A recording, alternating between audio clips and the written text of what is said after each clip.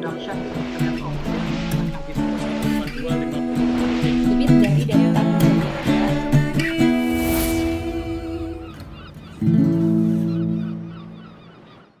bagaimana teknologi pertahanan masa depan itu dibangun. Jadi kalau ke depan itu, kalau Anda cermati perkembangan saat ini di dunia ini, perkembangan teknologi unmanned system itu cukup cukup signifikan. Mulai dari UAV, terus kemudian kemarin UUV, atau orang biasa juga mengatakan UAS, Unmanned Aerial System, atau Underwater Unmanned System, atau apapun lah ya. Pagi ini kita akan mendiskusikan industri pertahanan sebagai sebuah sistem. Kalau kita bicara teknologi UUV, kemudian UAV, kemudian ground itu kan, unmanned ground vehicle atau apapun ya itu ya, maka kita perlu mengidentifikasi deh, namanya elemen teknologi. Nah, elemen-elemen teknologinya apa gitu kan? Contoh, kalau kita bicara unmanned underwater vehicle atau underwater unmanned vehicle, itu mau balik silakan aja. Itu ya begini.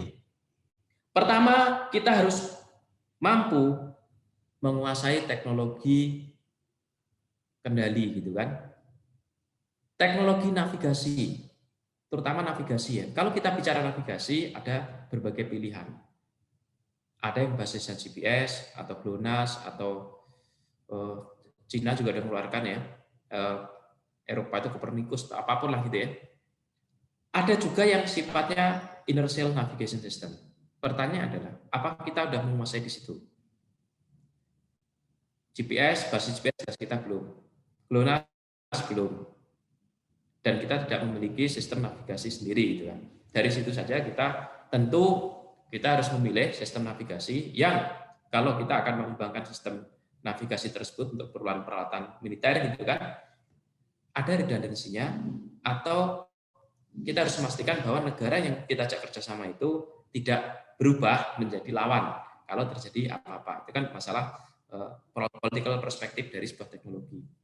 Kemudian yang kedua, setelah kita berhasil memetakan elemen-elemen teknologinya gitu kan, tentu kita bicara tentang bagaimana SDM kita. Nah, untuk misalnya ya, kebetulan saya terlibat dalam pengembangan teknologi drone atau UAV. Rasa-rasanya untuk perancangan, apakah itu UAV, apakah ground vehicle, apakah underwater vehicle gitu kan, mestinya ada. Nah, jadi di sini untuk SDM merancang, kemudian mengintegrasikan, kemudian testing, itu mestinya ada.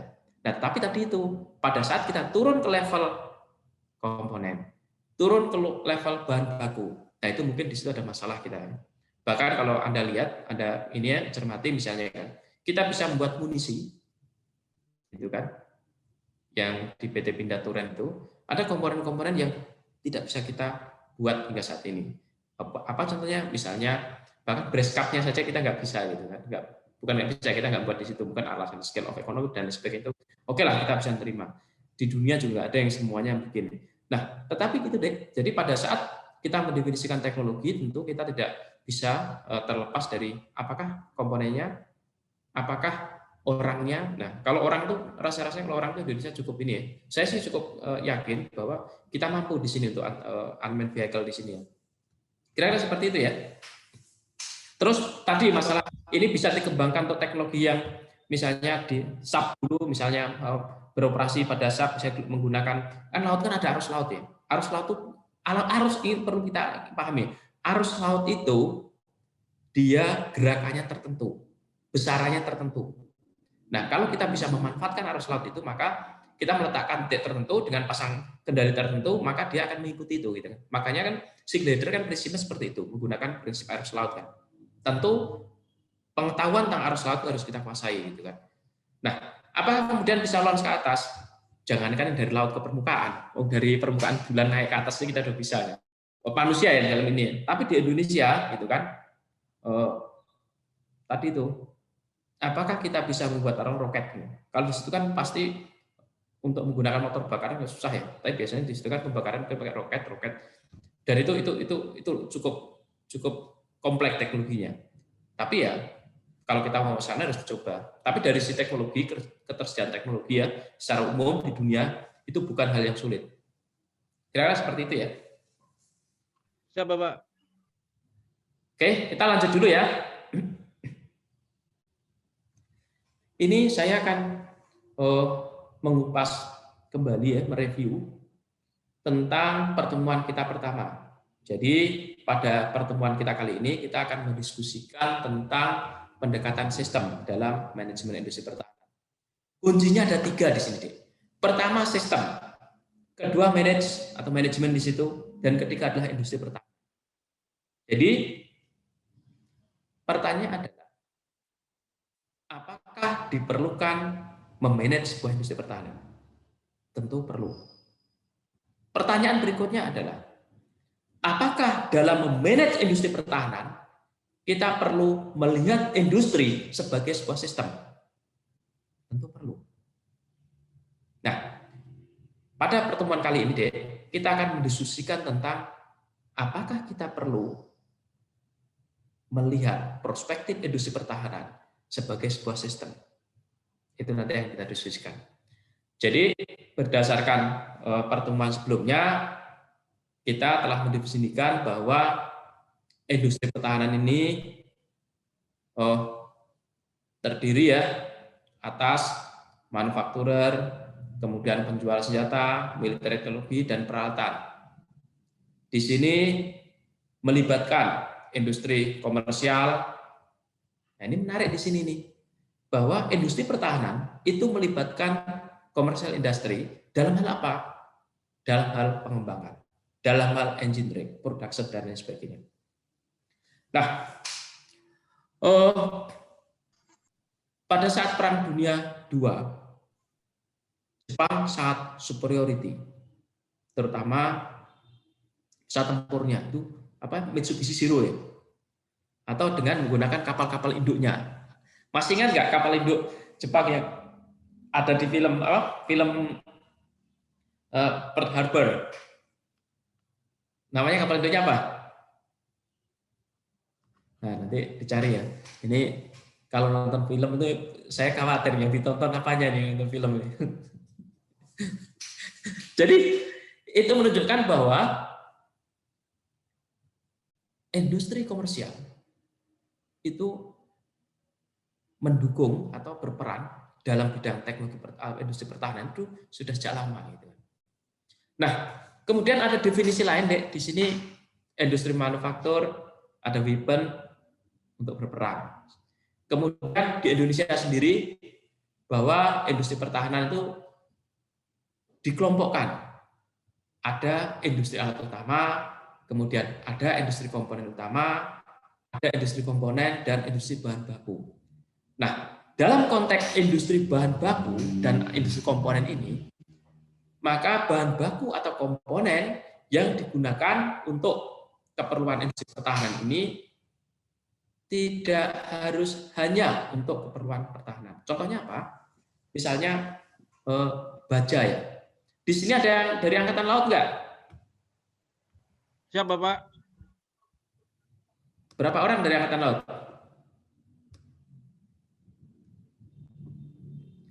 Nah, kalau Anda dari Angkatan Laut atau mungkin Angkatan Darat yang ini yang di kapal ya, ALRI ya, Angkatan Darat tuh yang bagian kapal tuh, kapal Angkatan Darat itu apa ya, kodnya? Bekang, Pak, Bekang izin. Nah, dari Bekang ya, misalnya Anda lihat di situ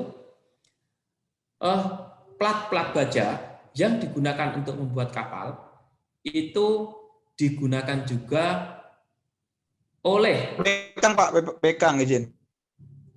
Ya, oke. Oleh industri galangan kapal yang memproduksi kapal untuk keperluan komersial, misalnya keperluan penumpang, kapal penumpang, kemudian bahkan kapal-kapal tanker gitu ya. Nah, ini menunjukkan bahwa di dalam industri pertahanan itu ada industri atau perusahaan gitu kan yang memproduksi komponen yang dapat digunakan oleh sektor lain atau industri lain.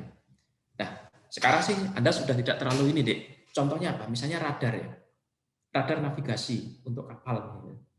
Nah, radar navigasi untuk kapal ini itu digunakan juga tidak hanya untuk kapal-kapal kombatan atau KRI, tapi juga digunakan untuk kapal-kapal macam-macam, mulai dari kapal nelayan, ikan, kemudian kapal logistik, tanker, dan lain sebagainya. Nah, dari sini kita melihat bahwa ternyata penting mendefinisikan industri pertahanan itu tidak hanya melingkupi ya industri pertahanan saja, tapi juga industri komersial, gitu kan. Nah, disinilah diperlukan namanya fleksibilitas dalam memandang sebuah apakah ekosistem, apakah industri, apakah klaster, apapun itu ya. Untuk tadi apa? Tujuan kita membuat sebuah produk pertahanan. Kira-kira seperti itu. Nah, kemudian di sini, Dek, kalau kita bicara tentang industri, maka kita perlu bicara tentang elemen-elemen atau pendukungnya. Pertanyaannya adalah, industri pertahanan itu elemen-elemen atau pendukungnya itu apa saja? Kalau kita melihat definisi ini menarik dalam definisi ini ya, bahwa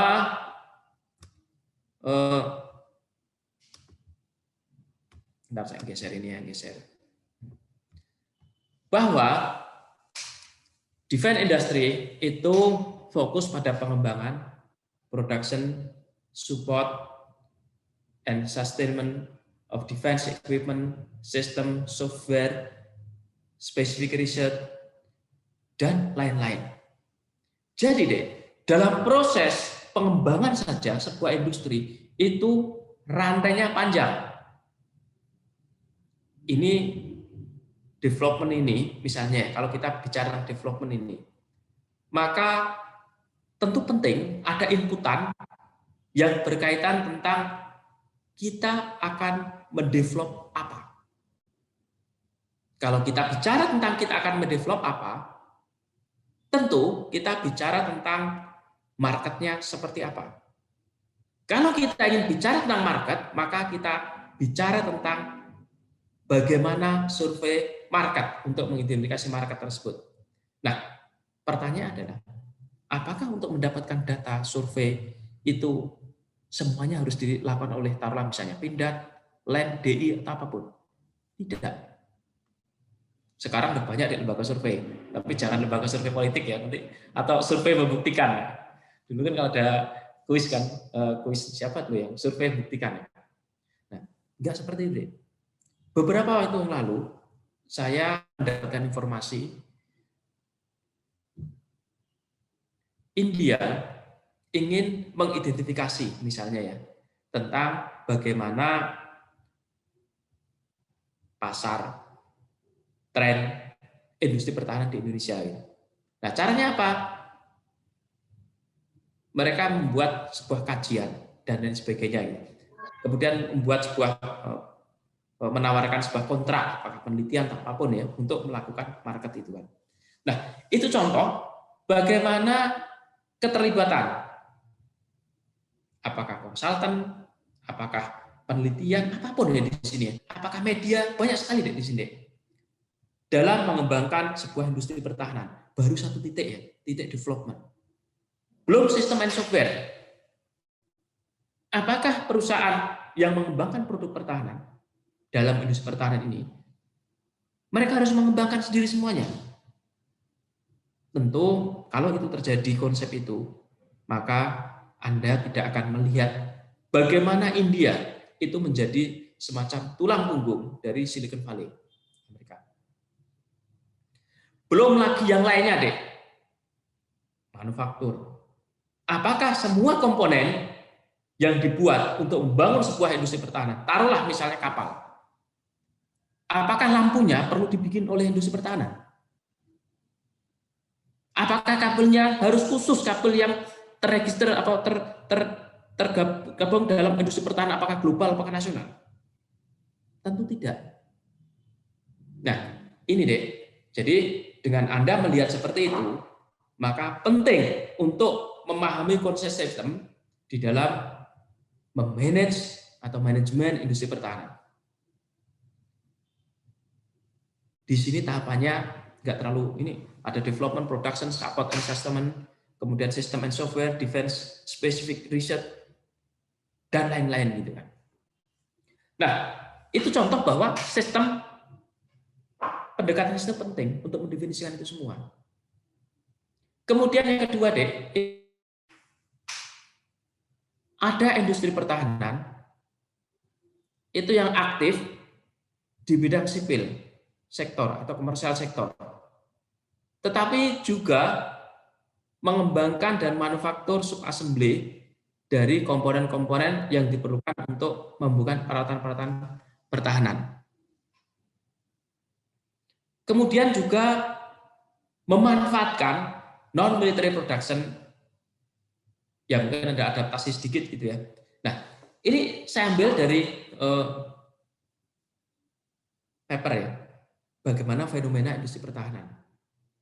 Nah, di sini kita melihat bahwa ada industri pertahanan yang secara spesifik membuat produk pertahanan, yang kadang-kadang dia membuat produk untuk keperluan yang lainnya, komersial. Kemudian ada juga industri pertahanan yang memanfaatkan komponen-komponen dari industri komersial atau non-defense industry gitu kan.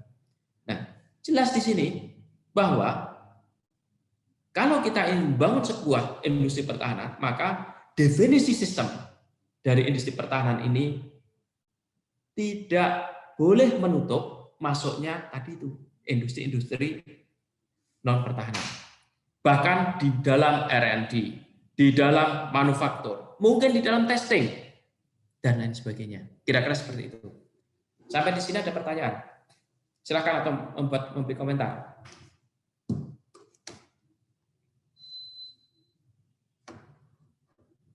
Ada pertanyaan atau komentar?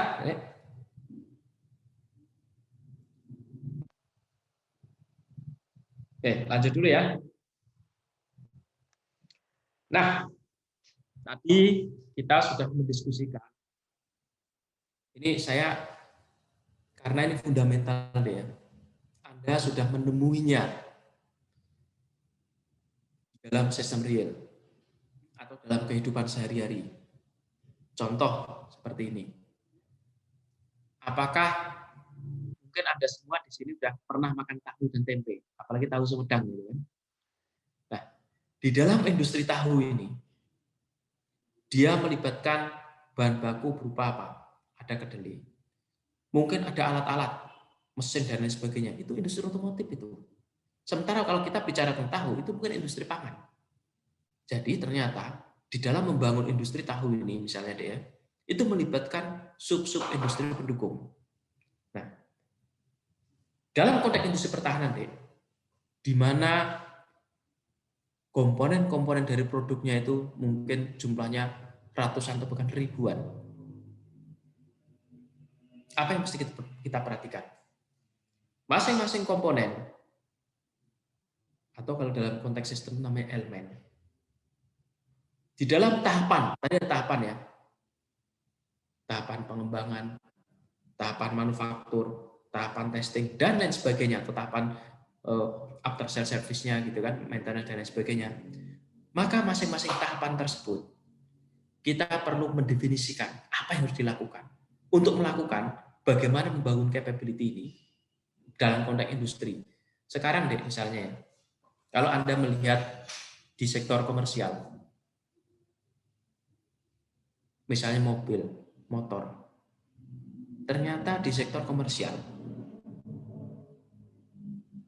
perusahaan yang bergerak dalam memproduksi itu mereka tidak masuk di dalam after sales service. Anda bisa lihat bagaimana bengkel-bengkel resmi itu berjamuran. Merupakan dulu ya, sebelum konsep bengkel-bengkel resmi itu diluncurkan, permasalahan dari pabrikan otomotif, apakah itu motor, mobil, dan sebagainya, itu berkaitan dengan bengkel.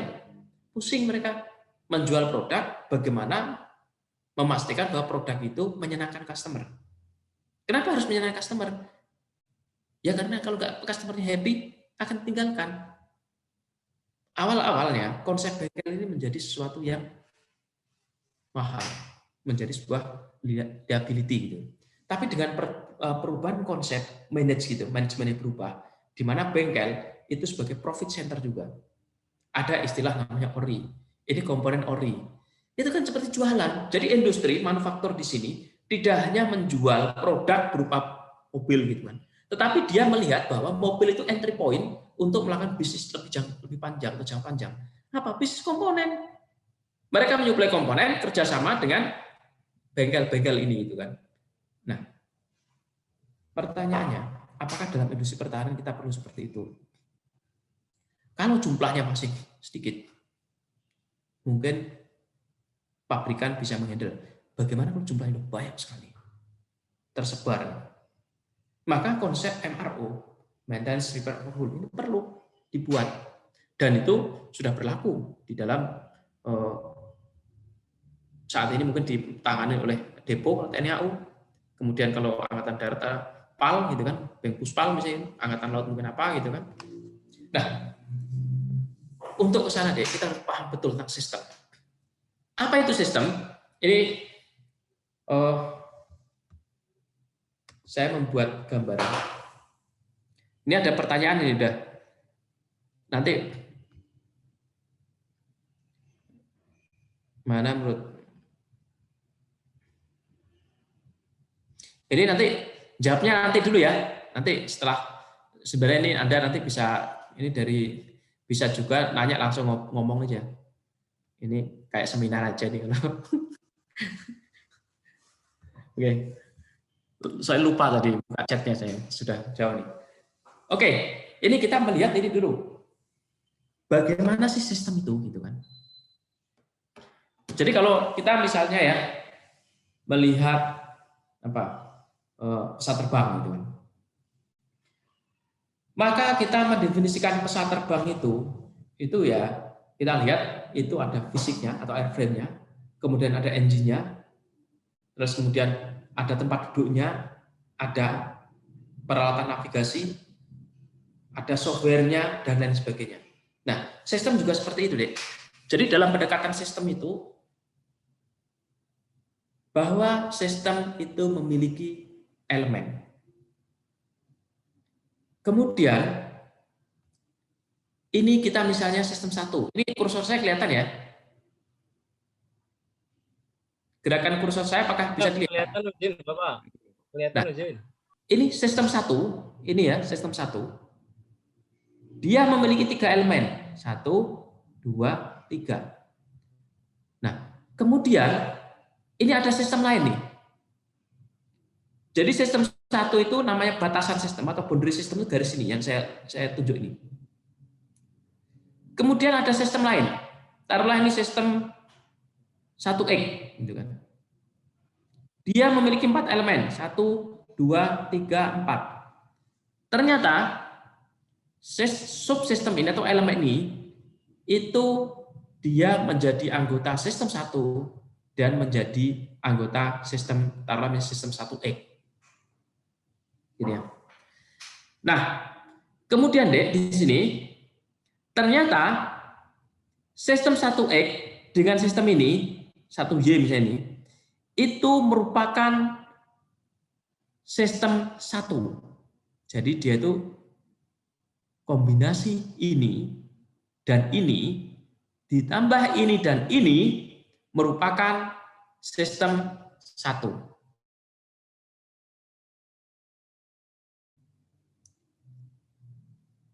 Ini adalah sistem yang memproduksi misalnya sistem penggerak mobil atau motor tawon, di mana di situ dia memerlukan ban, gitu kan? Ini ban.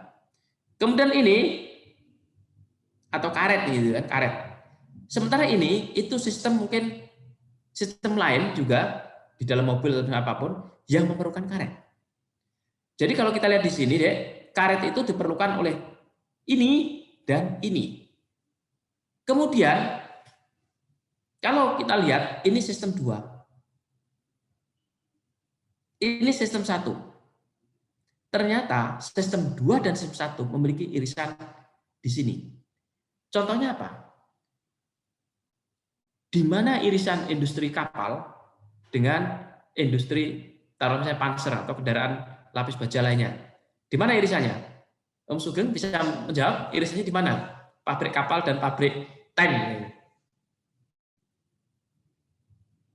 Ini irisannya di posisi bajanya, sama-sama menggunakan elemen plat baja yang dibutuhkan bagi tank dan kapal. Betul. Nah, inilah posisi dari industri baja.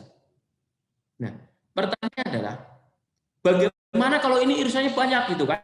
Jadi dalam mendefinisikan untuk menentukan, taruhlah misalnya ini di daerah kita kira-kira apa ya industri atau perusahaan yang paling menguntungkan untuk dibangun. Cari irisan ini. Mana irisan paling banyak? Masalahnya kalau irisan paling banyak ini biasanya marginnya kecil, relatif kecil dibanding yang tidak banyak irisan atau produk unik gitu kan. Nah dengan begitu disitulah kita bisa mendefinisikan sistem, kita bisa mengoptimasi bagaimana membangun sebuah industri. Kira-kira seperti itu ya.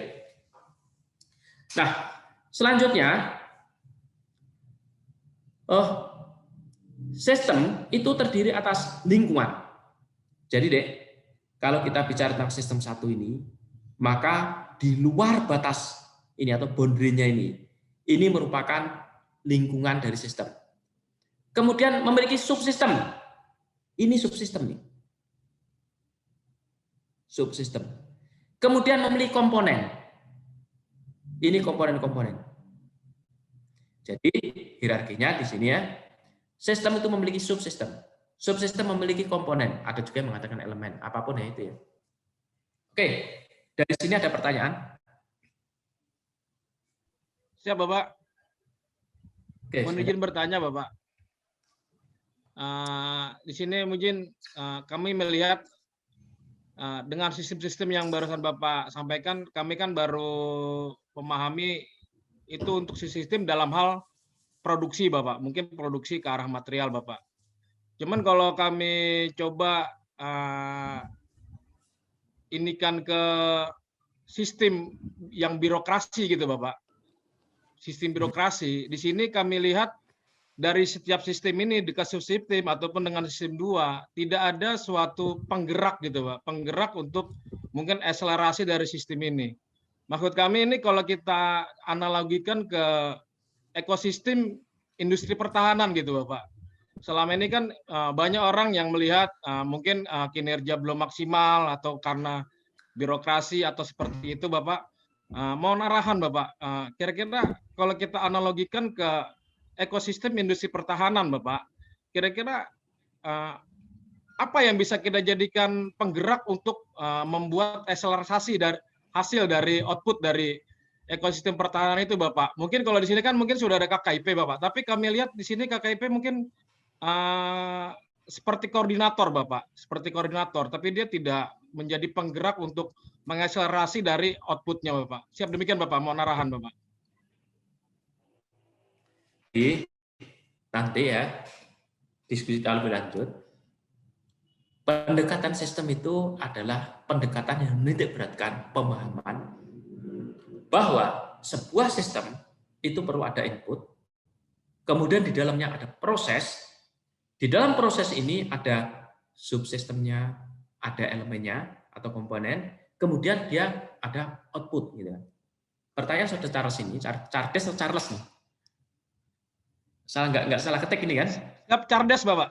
Charles, Bapak. Itu asli, Bapak. Siap. Oh, asli ya, bukan. Kok saya pikir tadi saya sepintas Charles kan, biasanya kan Charles ini kan. Jadi begini. Nah, karena kita sudah paham bahwa sistem ini perlu ada batasannya, boundariesnya, kemudian ada input, ada output. Pertanyaan adalah bagaimana mengoptimalkan output kan gitu kan. Tepatnya lagi mungkin apakah akselerasi atau apapun ya, tepatnya lagi bagaimana menghasilkan output. Menghasilkan saja dulu. sebelum nanti meningkatkan performa, menghasilkan dan sebagainya, menghasilkan output.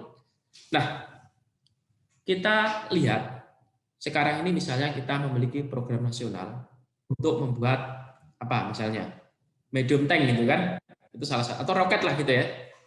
Nah, di sini deh, siapa atau subsistemnya apa saja di dalam pembuatan roket ini? Di sini ada Lapan, di sini ada Pindad, di sini ada PTDI, di sini ada Dahana. Nah, itu adalah subsistemnya. Nah, dengan pendekatan subsistem ini, apa yang harus terjadi? Namanya sistem itu kan memiliki lingkungan. Oh, ternyata di dalam lingkungan ini ada input lain berupa peningkatan kemampuan melalui partisipasi industri pertahanan dalam pengadaan alat lengkap. Jadi, di dalam proses pengadaan alat lengkap dari luar negeri, biasanya itu KEDN, itu ada namanya program offset dan kandungan lokal. Apa itu offset? Offset di sini ditujukan untuk meningkatkan capability. Capability dalam hal apa? Macam-macam. Salah satunya adalah kemampuan untuk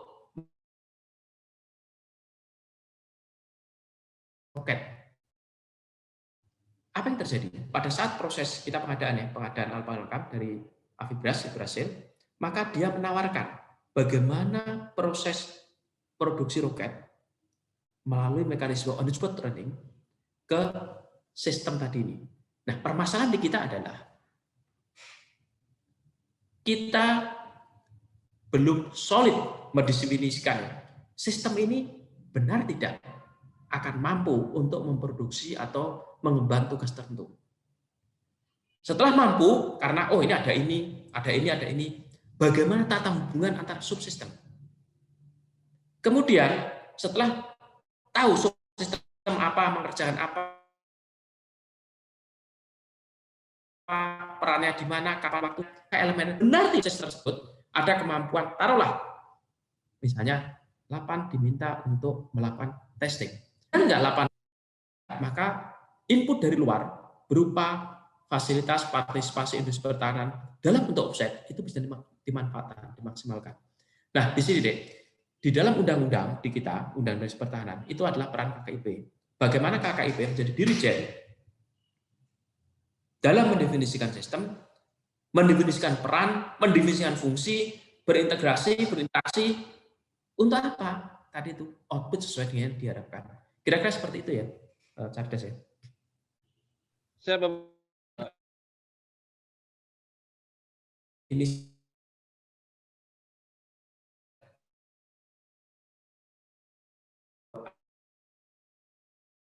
kondisinya.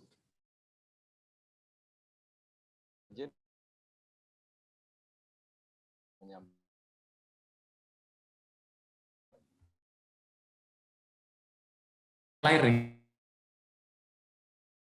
Oh, Om Nanto, silakan. Izin, kebetulan kami berdinas di Direktorat Jenderal Potensi Pertahanan. Yang disampaikan Om Cardes tadi sudah kita wadahi. Memang benar KKIP sebagai dirijen untuk kegiatan pembinaan industri pertahanan, tetapi KKIP itu adalah bentukan dari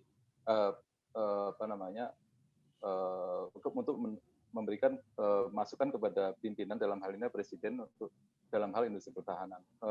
Sementara pelaksana imbal dagang, kandungan lokal dan offset ada di Direktorat Jenderal Potensi Pertahanan. Dalam hal ini adalah Direktorat Teknologi Industri Pertahanan di Tekinhan, Subdit IDKLO. Dan Subdit IDKLO dalam waktu dekat ini akan dikembangkan untuk menjadi direktorat. Untuk saat ini hanya sebagai subdis saja yang dikepalai oleh seorang kasubdis berpangkat kolonel. Dan ini pekerjaan ini sangat berat untuk menyampaikan apa yang disampaikan oleh Pak Cardes tadi. Itu memang subdis IDKLO ini mempunyai beban kerja yang sangat besar, di mana dia harus menampung pengembangan kandungan lokal yang diperoleh dari hasil pengadaan di Baranahan. Dan semuanya ini terukur, Bapak, semuanya ada persentase berapa persen setiap pengadaan ini kita mendapatkan kandungan lokal. Semuanya terukur dan ada datanya di Direktorat Jenderal Perusahaan, dalam hal ini adalah Subdis IDKLO. Demikian yang bisa kami sampaikan. Terima kasih. Oke, ini Om Nanto sampai di Podhan sejak kapan? Baru 2 tahun, Bapak. Oh, pantas kita nggak ketemu. Saya jarang di Podhan itu sejak tahun 2017 atau 18 lupa. Saya juga sempat ikut panitia di BPPT, Bapak, PTT Amale. Saya ikut beberapa kali. Oh iya. Dan saat ini sedang menggunakan mission system dengan PT LAN. Ya, tapi itu bukan masalahnya, itu kan bukan konsep partisipasi industri pertahanan atau dalam rangka ini yang kemarin yang itu sudah kontrak kan dengan C4 itu. Sudah. Dalam rangka itu atau yang kontrak ini untuk pengembangan PTT Amale ini kombatan yang Lang Hitam. Ya. Aduh, itu sulit untuk berkomentar saya. Sebenarnya potensi kita kan banyak itu kan. Tapi ya itulah, kita mencari bentuk ya. Dalam awal-awal itu berat sekali untuk membangun IDKL itu. Jadi awal-awal itu benar-benar, saya kebetulan awal-awal terlibat di situ tahun 2014 sampai 2017 yang saya waktu itu ada tim ahlinya itu saya, Pak Darmono, kemudian ada Pak Utama, Pak Eka, ganti-gantian tuh. Kemudian waktu itu awal-awal Pak Maman, Pak Gita, Mas Gita, terus Pak Timbul di sini pernah, oh iya, ada bukan IP ya, Pak Timbul juga ngajar di IP ini. Jadi itu seperti yang disampaikan Om Nanto tadi ya, itu memang seperti itu. Tapi ya baguslah gitu kalau IDKLO itu dimasukkan jadi direktorat tersendiri, karena di situ kerjanya banyak. Kalau saya lihat di Tekin itu kan ada 2 hal yang menjadi aktivitas yang menurut saya berat ya. Satu tentang Bang Tekinhan, satu tentang IDKLO. Itu 2 hal yang menurut saya itu ya iya memang, apalagi IDKLO itu kita tidak hanya menghadapi bagaimana prinsipal itu mempertahankan ya proses inilah prinsip-prinsip minimasi kan. Kalau mereka bisa minimal, kenapa harus maksimal gitu kan. Sementara kita prinsip maksimasi. Di satu sisi awal-awal itu bagaimana kita mengarrange sebuah konsep IDKLO itu, nah ini kan bisa memperlambat, ini bisa meningkatkan cost. Banyak sekali deh isu-isu yang muncul waktu itu ya. Jadi tetapi setelah paham betul bagaimana prinsip atau undang-undang ini dijalankan, itu semuanya tertarik. Ada pertanyaan-pertanyaan dasar misalnya begini, dengan ada IDKLO maka dibangunlah kemampuan di dalam negeri. Berupa apa? After sales service, berupa maintenance gitu kan. Artinya apa? Kalau ada masalah sedikit-sedikit gitu kan, kita nggak perlu lagi capek-capek menunggu dari engineer atau teknisi dari luar gitu kan. Cukup perusahaan dalam negeri, industri pertahanan lokal yang bisa mensupport kita. Ya. Contoh misalnya ya, dulu tuh ada pengadaan namanya Orlikan ya, Orlikan untuk air defense system, Paskas gitu kan. Itu kalau ada misalnya ada komponen, taruhlah misalnya komponen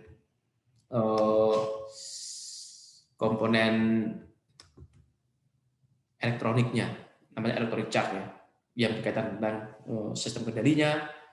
Nah, berkaitan dengan komputernya lah ini gitu ya. Itu rusak, apa yang terjadi? Prosesnya lama, bisa 3 bulan, 6 bulan. Itu hanya mungkin memperbaiki PCB tertentu gitu kan. Atau mungkin bahkan ngencengin PCB, pasang PCB, itu kayak gitu kan. Nah, akhirnya apa? Waktu itu untuk yang pengadaan Orlikan SkySail itu, kita mendorong industri dalam negeri, lokal itu untuk memiliki pengetahuan itu. Akhirnya PT Inti ya, karena PT Inti memang passion-nya itu di dalam hal after sales service. Mereka jadi bagaimana checking PCB, bagaimana routing error dan lain sebagainya itu diajarin. Bahkan mereka dari alat-alat khusus untuk melakukan hal tersebut. Jadi ke depan kalau Orlikan misalnya ada masalah-masalah gangguan terhadap komputernya, terhadap kontrol dan lain sebagainya, itu semuanya bisa dihandle di PT DI. Ini contoh, PT Inti. Ini contoh-contoh ya bagaimana tadi itu. Kalau kita mendefinisikan sistem dengan solid, kemudian kita paham bahwa ada input dari luar, karena dalam sistem itu ada subsistem, di dalam subsistem ada elemen, maka kita bisa tepat tujuan kita apa, kemudian potensi inputan dari luar itu apa, kita injek di tempat yang tepat. Kira-kira seperti itu ya. Oke, ada pertanyaan lain?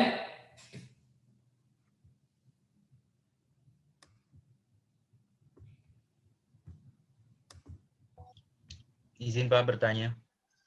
Oke, silakan. Ya, kalau kita lihat dari gambar ini kan tadi seperti yang sudah Bapak katakan bahwa ada satu elemen yaitu lingkungan luar atau environment. Nah, yang kita tahu kan dalam membangun suatu sistem, kita juga mempelajari apa namanya suatu kegagalan sistem. Nah, berdasarkan pandangan saya, salah satu kegagalan sistem terbesar itu yaitu salah satunya karena adanya faktor dari lingkungan luar atau yang biasa kita sebut dengan uncertain condition dari lingkungan luar seperti itu, Pak. Nah, bagaimana sistem dan subsistem yang ada di dalamnya ini sendiri bisa mengcounter seperti itu Pak, bisa menghandle dan berjalan sebagaimana mestinya dengan lingkungan luar yang ada di sekelilingnya yang bersifat uncertain condition tadi yang berpengaruh besar terhadap jalannya suatu sistem dan subsistem yang ada. Misalnya kita contohkan tadi di dalam industri pertahanan kita kan masih banyak komponen-komponen kita yang berasal dari luar negeri. Nah, bila dihubungkan dengan environment ini, jika terjadi suatu embargo dan lain sebagainya dari negara-negara eksportir komponen ini di luar, bagaimana Pak kelanjutan dari sistem ini? Kan sementara industri pertahanan dalam negeri sendiri belum bisa mengkomplementer atau mensubstitusi dari material yang memang belum bisa kita produksi sendiri di dalam negeri seperti itu. Nah, jadi seperti apa Pak sistem atau subsistem ini menghandle atau mengcounter lingkungan luar ini sendiri sehingga bisa berjalan dengan semestinya lagi seperti itu. Ini tadi siapa ya? Enggak nih. Saya Alran Pak dari Prodi TDG. Alran, ini kok nggak kelihatan ya di Tantar? AR Rinaldo ya? Iya benar Pak. Oh, kok nggak? Biasanya kok nggak kelihatan ininya.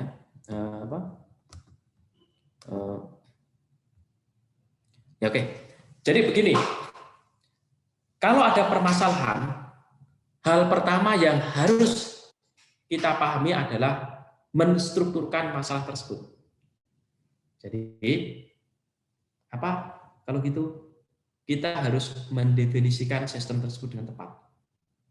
Sebelum kita bicara tentang input dari lingkungan. Inputnya macam-macam. Political input, kemudian economical input. Contoh political input misalnya. Biasanya kita pakai elemen ini, Pak. Nah, ternyata ada embargo di situ, maka kita nggak bisa pakai elemen itu, gitu kan? Itu contoh political input yang mempengaruhi sebuah sistem. Jadi, Dek, dengan paham sistem yang terlibat, maka kita bisa memetakan bagaimana kerja sistem, bagaimana pengaruh tersebut di dalam sistem, kemudian pada subsistem mana, pada elemen apa. Jadi kita presisi mendefinisikan, oh di situ permasalahannya. Kalau ada perubahan, taruhlah misalnya begini, kita akan mengembangkan pesawat tempur generasi kelima. Salah satunya adalah kita memerlukan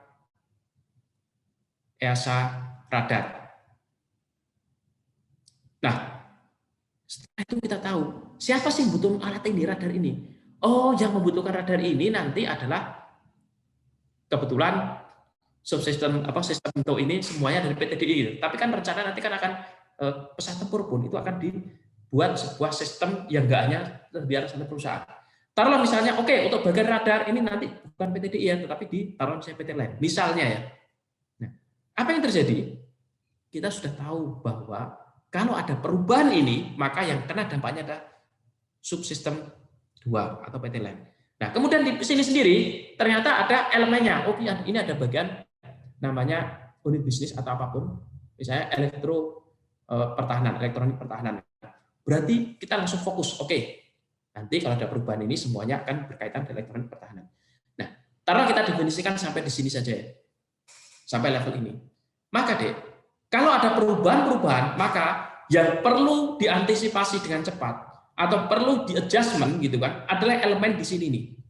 Kita tidak perlu melakukan ibaratnya tidak tepat sasaran. Lalu yang akan berdampak langsung nanti ini ya udah kita fokus di sini masalahnya. Nah, itu kalau kita sudah bisa mendefinisikan sebuah sistem, sebuah subsistem, kemudian masuk lagi sebuah elemennya. Itu tahap pertama.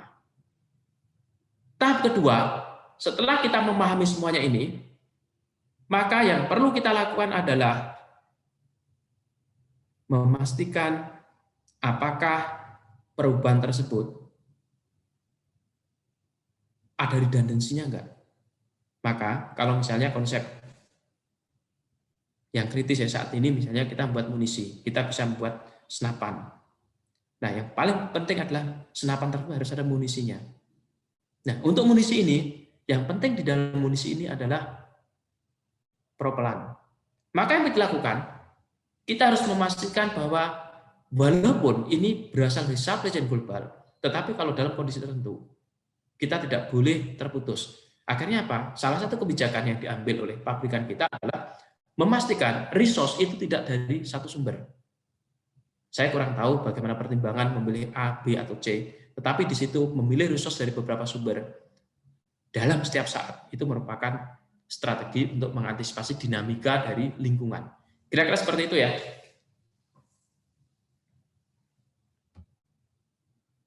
Siap Bapak, terima kasih. Oke. Jadi deh, pada saat kita mendefinisikan sistem ini, bahwa ada sistem, ada subsistem, kemudian ada elemen, maka dengan mendefinisikan ini, kalau ini definisinya tepat, kita akan mampu memetakan sebuah permasalahan kalau ada permasalahan. Nah, selanjutnya,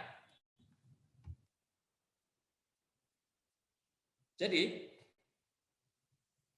di dalam konsep sistem ini tentu pertama kita harus paham bahwa sistem itu punya tujuan.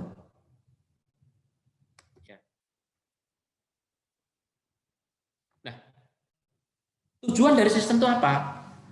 Kalau tadi misalnya kita akan membangun roket, maka tujuannya adalah untuk membuat roket. Taruhlah misalnya roket yang memiliki performa kecepatan tertentu, jangkauan tertentu, kemampuan membawa huludak tertentu. Itu adalah purpose-nya. Selanjutnya dia memiliki elemen. Nah, elemen misalnya untuk membuat roket, maka elemennya terdiri atas perusahaan A, B, C, D, dan seterusnya. Masing-masing dideskripsikan. Perusahaan ini, itu kan, itu perannya apa. Kemudian kalau kita mendefinisikan, kita anggap sebagai sebuah subsistem, maka komponen atau elemen-elemen dalamnya apa? Apa kemampuan elektronik, kemampuan integrasi, kemampuan testing, atau apa. Kemudian interconnection. Jadi masing-masing elemen itu saling berhubungan dan semuanya konvergen untuk mencapai tujuan tertentu. Itulah sebuah sistem ya. Jadi pendekatan memanage sebuah industri dengan perspektif sistem ini itu memastikan bahwa tujuan itu menjadi acuan, kemudian ada yang melakukan untuk melakukan tujuan, yaitu elemen-elemennya, dan masing-masing itu terkoneksi. Contoh, misalnya, ini Om Chardes, Rinaldo, Om Roy, dan lain sebagainya. Orang ini akan membuat pabrik kompos. Karena Om Chardes ini memiliki mimpi. Selama ini, limbah sawit, efektivitasnya untuk pemupukan jelek. Akhirnya dengan teman-temannya berkolaborasi untuk membuat kompos yang unsur harinya mudah diserap oleh tanaman. Dia meminta Rinaldo untuk membuat mekanikalnya. Kemudian dia meminta Om Roy untuk membuat tungku api. Ini kan nggak ada hubungannya. Apa hubungannya tungku api dengan pembuatan kompos? Nah ini contoh bagaimana, apakah itu terjadi? Banyak terjadi di sistem real. Kita membuat sesuatu yang tidak dibutuhkan untuk sistem tersebut. Tidak dibutuhkan, tidak kelihatan nyata, tetapi apa? Karakteristik. Kalau bahasa umumnya, spekteknya nggak cocok, nggak nyambung. Wong kita minta baut yang ukurannya 6 gitu kan, dikasihnya baut ukuran 8, gimana nyambungnya gitu kan. Nah ini contoh dia, bagaimana pendekatan sebuah sistem, mendefinisikan sebuah sistem itu penting sekali. Bahkan dalam sebuah tugas teknis saja, gambar. Saya itu masih generasi menggambar teknik, itu kan kuliah menggambar teknik dengan menggunakan ini, menggunakan meja gambar. Dikasih soal, ya, dikasih soal untuk membuat gambar, itu hasilnya pasti beda-beda itu. Belum lagi gambarnya, Dek. Itu kalau dibuat produknya, mungkin disambung-sambungkan, perlu dikikir, perlu diamplas.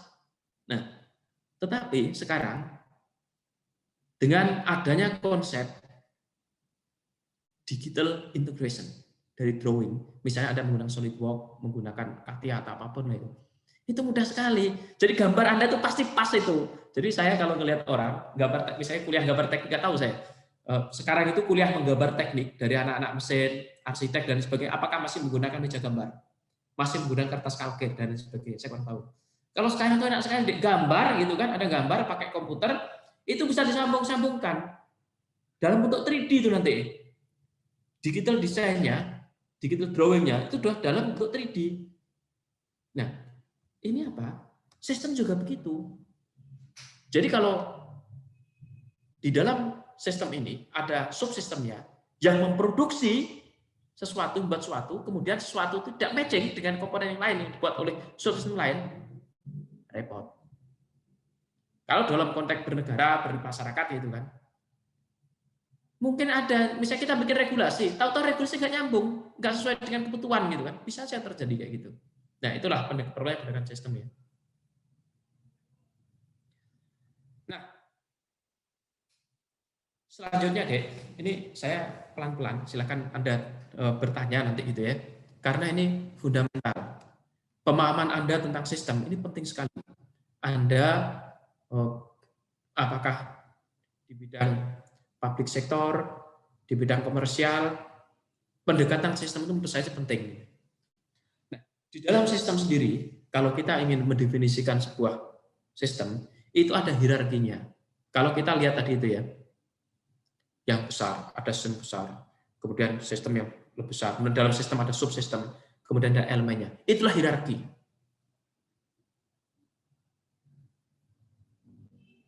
Nah, apa yang harus Anda pertimbangkan atau menjadi pertimbangan Anda dalam buat hierarki sistem ini? Pertama, Anda tentukan dulu mana yang masuk menjadi bagian sistem dan mana yang di luar sistem. Kemudian setelah Anda memilah-milah ini, Anda bikin batasan atau boundaries. Nah, batasan ini penting untuk apa? Untuk kajian atau untuk analisis yang lebih dalam. Ini contoh deh.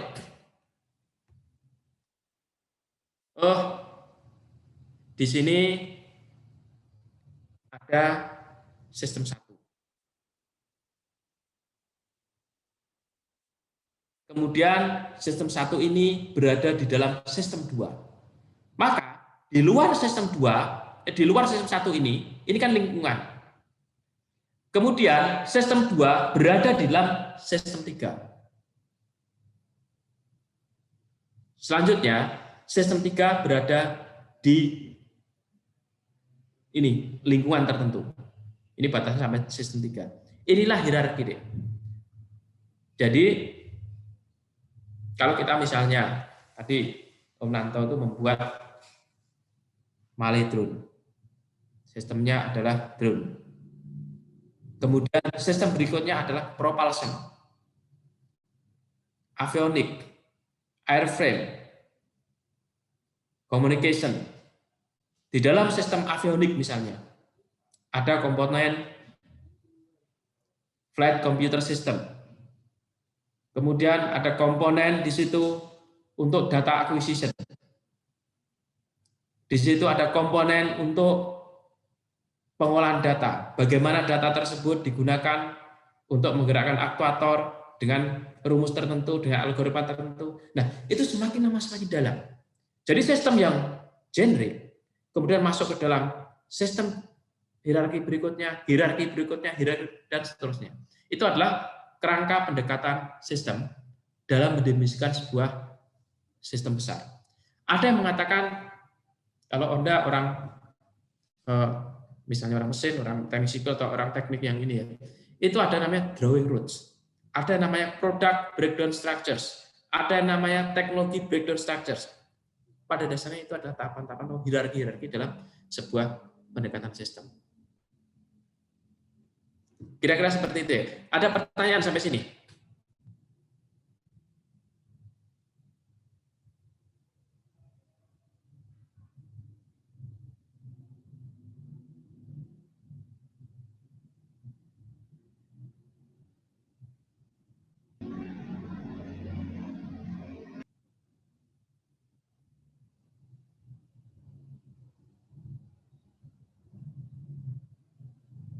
Ada pertanyaan sampai sini?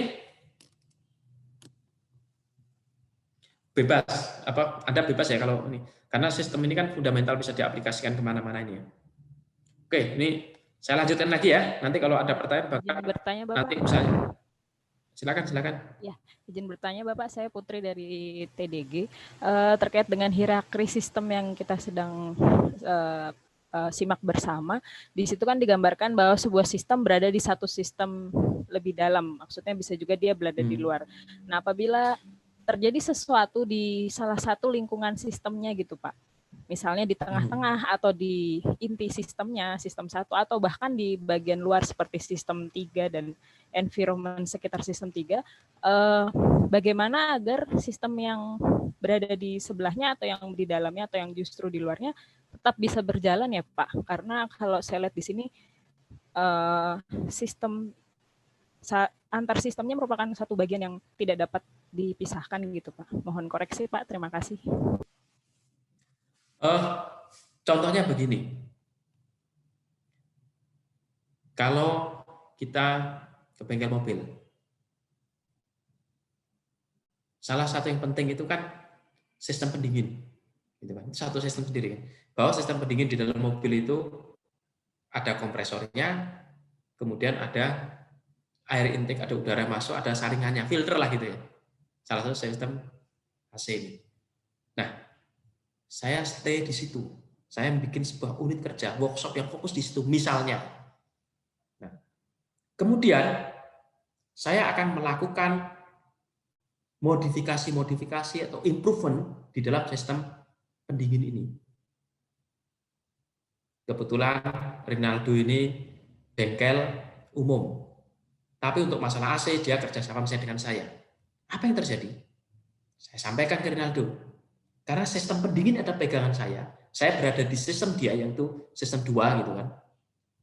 Saya bilang, ini itu ada filter anti corona misalnya gitu kan. Langsung Rinaldo bilang, wow hebat sekali itu gitu kan. Dia pasang iklan. Kami bengkel mobil yang bisa menjadikan ruang di dalam mobil membunuh virus corona. Iklan dia udah. Nah, dengan adanya perubahan di sistem 1, sistem pendingin ini, artinya sistem 2 itu langsung kebanjiran order. Ini Chardes datang, Nanto datang, semuanya datang. Tolong dong mobil gua nih dimodifikasi ini untuk menjadikan mobil antivirus corona. Nah, padahal di dalam sistem 1 ini saya hanya melakukan modifikasi satu subsistem atau satu komponen. Apa itu? Filternya saya masukkan di sini dari yang sebelumnya filter itu filter biasa yang HDPA atau apa itu yang filter yang cuma saringan debu. menjadi filter yang saringan virus plus dikasih misalnya dikasih ini karbon aktif atau apalah gitu yang bisa membuat virus ini ternetralisir gitu atau mati. Asamnya larut misalnya gitu. Nah, ini kan gitu. Jadi modifikasi di dalam sistem 1 yang kecil saja pendingin ini itu dampaknya ke sistem 2 itu laris. Nah, sistem 3-nya adalah daerah situ. Akhirnya daerah di mana Rinaldo mendirikan bengkel sangat terkenal. Oh, di daerah Mojo Kampung atau Mojo Agung atau apapun, itu ada bengkel gitu kan, yang bisa membuat AC dalam ruangan mobil itu anti corona. Nah, misalnya seperti itu. Nah, itu contoh ya bagaimana hierarki dibangun. Dari hierarki yang paling atas, kampungnya tadi itu, kemudian bengkelnya, yang lebih spesifik lagi adalah yang khusus menangani tentang air cooling. Nah, kira-kira seperti itu, Putri ya. Terima kasih Bapak. Dalam banyak hal itu berlaku Pak. seperti. Iya. Siapa nih? Nggak kelihatan nih. Sugeng Manjin, Bapak. Om Sugeng, silakan. Ini saya kalau lihat Om Sugeng itu Ya, Manjin dari sekali nih. apa yang siap Manjin. Marinir Manjin. Ya, silakan. Hierarki yang Bapak jelaskan sangat menarik, Majin. Dari sistem ini sangat bagian per bagian ini menjadi bagian yang lain, artinya ada keterkaitan dari Bapak jelaskan tadi.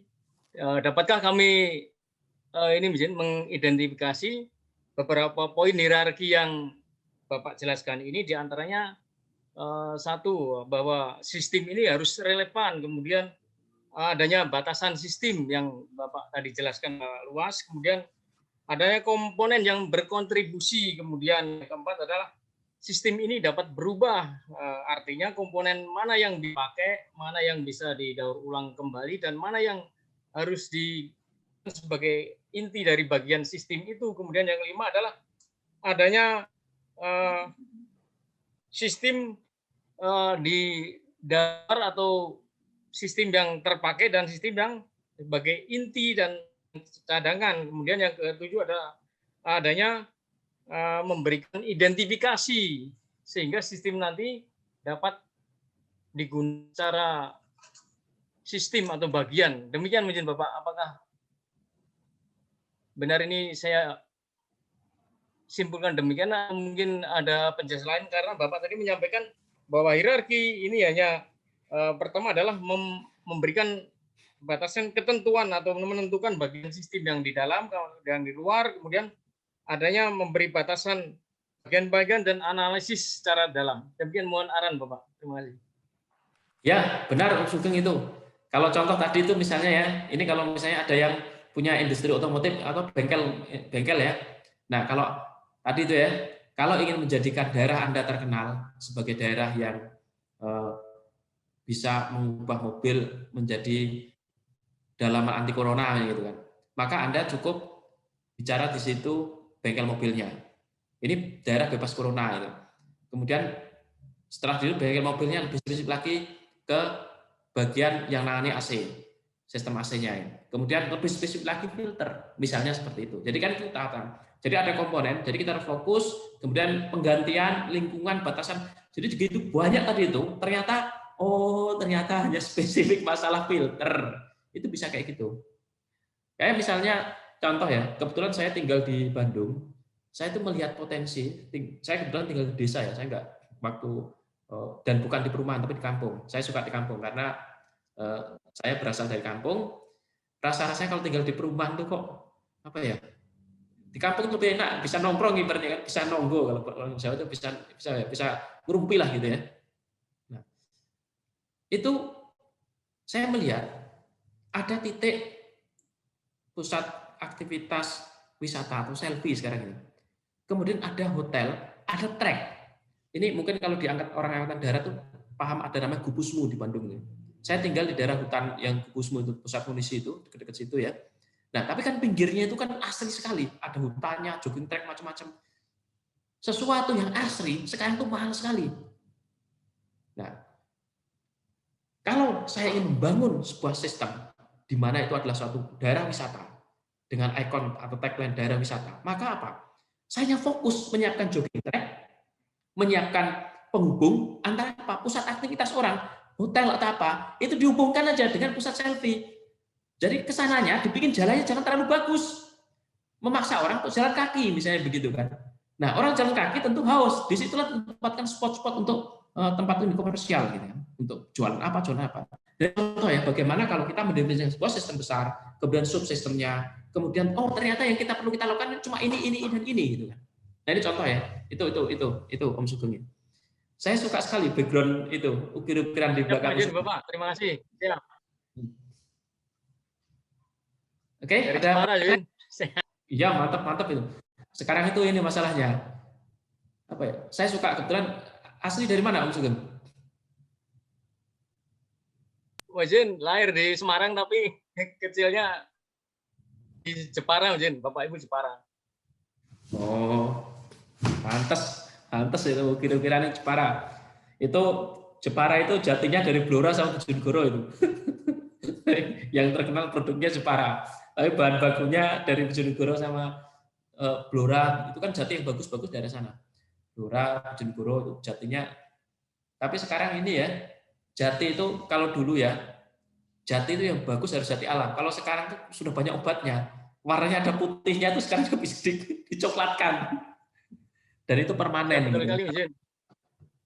Kemarin saya juga pesan lukis dan kurmar, Izin. Itu jati yang tua, 9 tahun, Izin. 1 meter. Dari Bojonegoro juga, Izin. Siap. Oh. Saya beberapa waktu yang lalu dikirimin kan, saya beli 2 kubik gitu untuk keperluan di rumah itu. Oh, jatinya emang mantap Bojonegoro itu. Cuma mau dipakai itu sayang gitu. Jadi bagus-bagus buat pakai untuk pintu sayang. Terus saya tinggal sayang potong-potong kan. Akhirnya saya biarin aja di rumah. Ya suatu saat saya pengen jadi jadiin meja gitu. Enggak terlalu lebar, cuma 80 lebar. Panjangnya sekitar 2 meter gitu kan. Mau saya pakai ini. Sayang kalau dipakai untuk dipotong-potong. Awalnya saya pikir mau potong-potong, tebalnya kan 8 cm. Potong-potong, oh, sayang sekali. Udah saya biarin aja, enggak pakai. Masih belum pakai. Terus suatu saat mau saya pakai untuk meja-meja gitu. Di sana kan relatif murah. Kalau di Bandung, Jakarta harganya ngeri ya. Oke, lanjut ya. Terima kasih Bapak. Oke, ya. Jadi ini ya, tadi yang kita diskusikan panjang lebar itu kira-kira seperti ini. Sistem adalah organized assembly of components. Jadi komponen terorganize. Kemudian melakukan sesuatu, komponen berkontribusi, berhubungan, dan lain sebagainya. Ntar Anda bisa baca sendiri nih ya. Nah, sekarang bagaimana dengan implementasi sistem ini untuk membangun industri pertahanan ini? Ini negara mana ini? Amerika Serikat. Ya, Amerika, Bapak. Ini saya ini kan ngambil di internet lah ini ya. Ini Amerika Serikat. Itu ada negara bagian namanya Florida. Pantai timur atau pantai barat di Florida nih.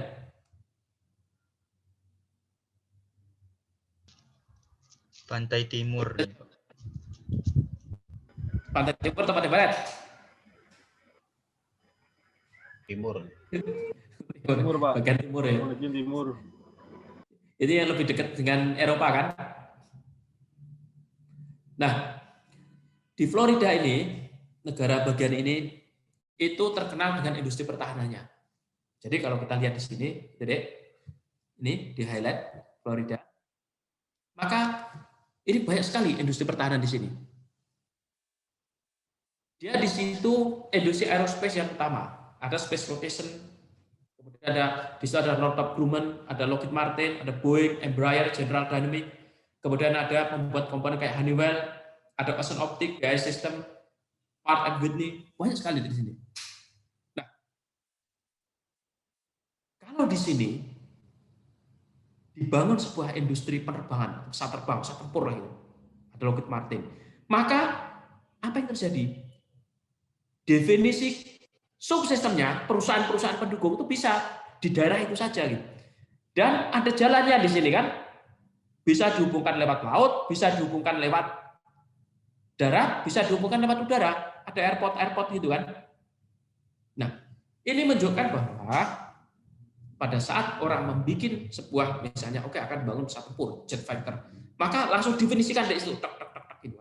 Bagaimana koneksinya? Oke, perusahaan ini membuat engine, Pratt & Whitney, perusahaan ini membuat avionik, Honeywell International, dan lain sebagainya. Integrator siapa? Misalnya Lockheed Martin. Northrop Grumman apa? Membantu bidang apa? Dan lain sebagainya. Nah, ini menunjukkan nanti di dalam proses pembuatan produk, misalnya fighter, ini hierarkinya terbangun di dalam sebuah wilayah yang terkoneksi. Ada hubungannya tadi kan antar, ya, misalnya begini, Putri ini mau membangun pesawat tempur, tapi untuk membeli mesin pesawat tempur itu harus di kutub selatan gitu. Dari kutub selatan ke tempat dia itu tidak ada jalan, baik itu darat, laut atau udara. Apa yang terjadi? Ya, pesawatnya Putri itu hanya jadi pesawat pajangan aja karena nggak punya engine di situ kan. Nah, itu contoh bagaimana sebuah sistem industri gitu kan dalam hal pesawat tempur dibangun. Dan dampaknya apa? Ya kalau nggak ada subsistemnya ya ngapain dibangun? Emang mau bikin apa gitu kan? Nah itu contoh deh. Di sini lengkap nih di Florida nih.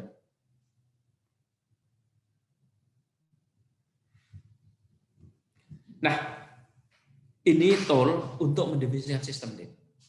Jadi kalau kita bicara tentang industri, tentu industri itu harus mampu merancang sebuah produk.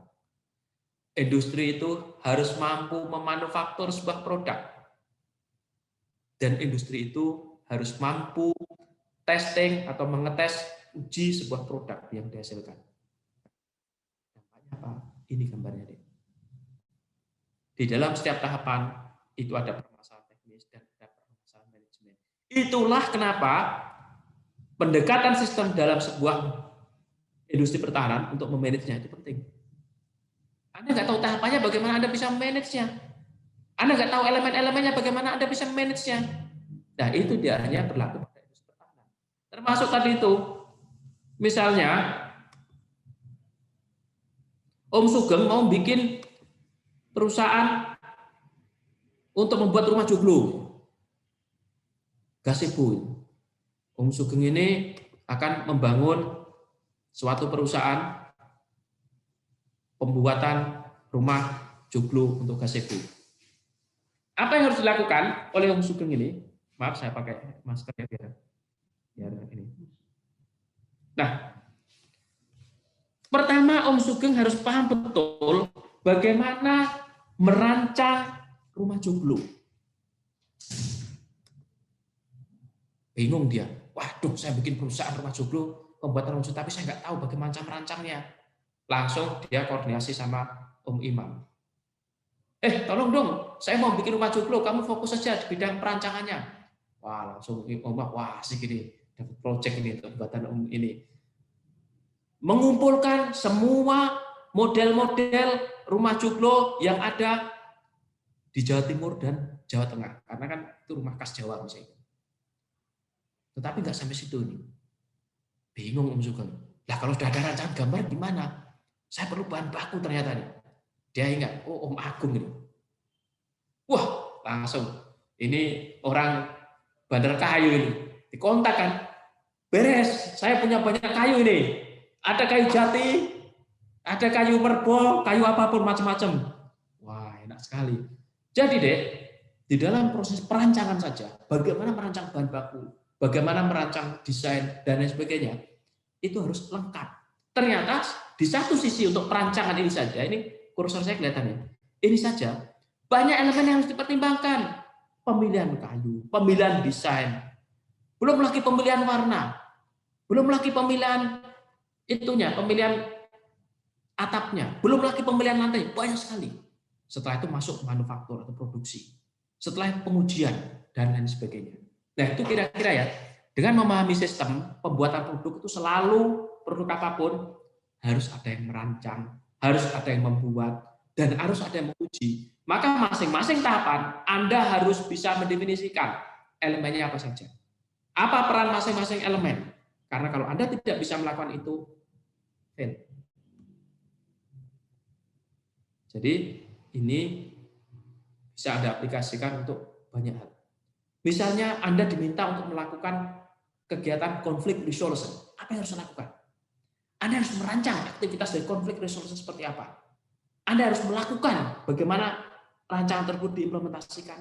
Dan Anda harus bisa mengevaluasi atau testing. Bagaimana sebuah program yang telah Anda rancang dan Anda implementasi tersebut berjalan. Pendekatan sistem. Untuk merancang, tentu Anda melibatkan stakeholders.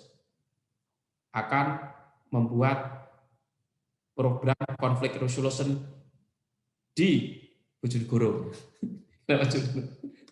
Di sana mulai ada misalnya ini daerah sumber minyak terbesar Indonesia, tapi masyarakatnya kok tidak bisa meningkat kemakmurannya, misalnya seperti itu, sejahtera yang meningkat. Apa yang terjadi? Untuk merancang program ini tentu misalnya program apakah CSR, apakah apa gitu, maka Anda harus berdiskusi dengan stakeholder. Anda rancang suatu program, kemudian Anda implementasikan, ada evaluasi. Nah ini contoh ya, dalam banyak hal Anda bisa menggunakan kerangka pendekatan sistem untuk membuat sebuah solusi. Ini masih banyak ya. Ini ya. Ini saya percepat aja ya gitu. Tapi ini yang saya sudah menyampaikan prinsip-prinsip dasarnya. Karena itu yang penting menurut saya. Jadi kalau Anda melihat subject factor misalnya seperti ini,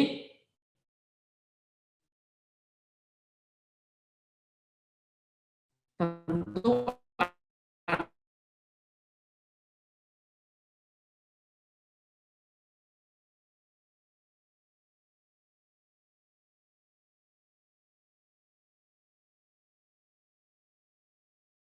subject factor dengan manufaktur misalnya produksi rumah joglo untuk perlahan masalah. Kalau dalam konteks sistemnya sama, tapi ini lebih kompleks. Sama remote control weapon system, bagian mekanik, elektro-optical, sensor kontrol, ini proses integrasinya. Jadi Anda sudah sekarang ini ya, setiap ada produk Anda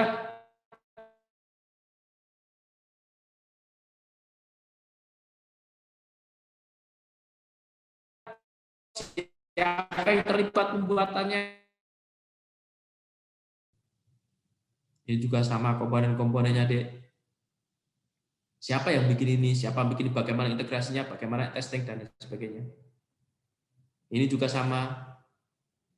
Ini juga sama. Bahkan dalam level pemerintah, kalau kita ada KKIP, ada DPR, ada pemerintah, dan lain sebagainya, ada industri. Ini juga sama model-model, komponen-komponennya, dan lain sebagainya. Nanti Anda bisa pelajari sendiri yang gini-gini. Tapi paling tidak, saya ingin memastikan bahwa konsep sistem itu sudah Anda pahami. Anda bisa mengaplikasikan dalam banyak hal.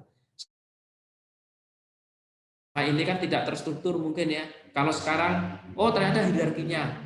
Oh tugas saya, misalnya Om Sugeng membuat tugas saya adalah mengintegrasikan. Ngapain saya ngolah kayu? Itu biar Ridho aja, yang Ridho aja yang bikin. Nah, loh, ngapain saya harus memasarkan? Itu tugasnya Joshua untuk memasarkan di medsos marketing, gitu kan, dan lain sebagainya. Jadi ternyata Om Sugeng di sini perannya hanya integrator. Apakah bisa? Bisa. Karena apa? Karena yang lain-lain itu bekerja sama dia. Jadi konsep stay on board itu bisa dapat digunakan untuk mendefinisikan Anda akan berperan di mana.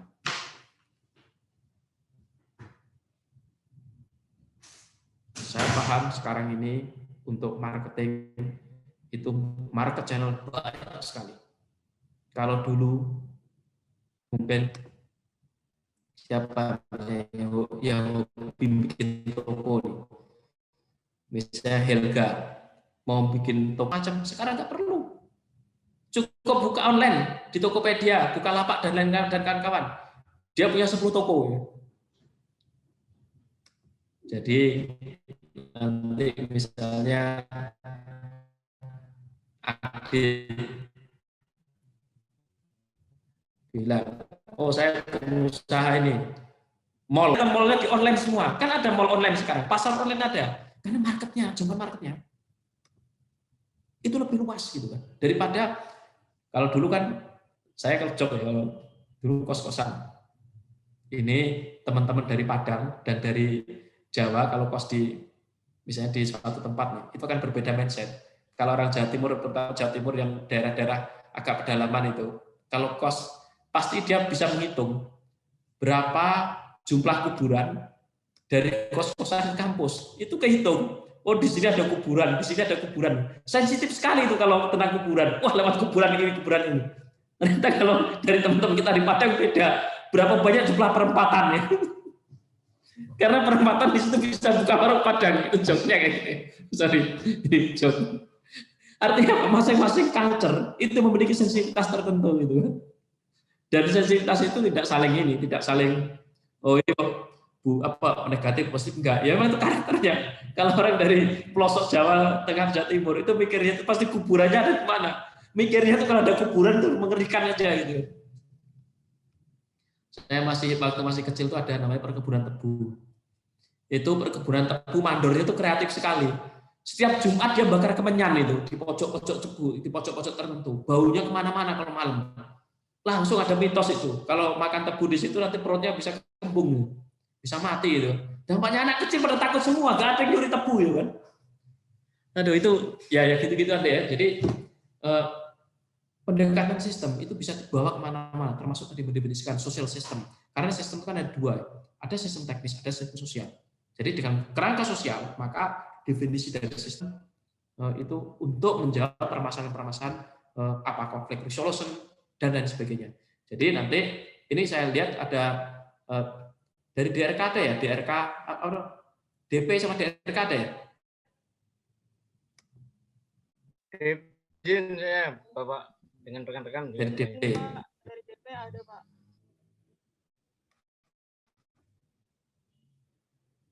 Nanti dalam mendefinisikan sistem adalah sistem sosial. Apa itu sistem sosial? Nanti Anda baca.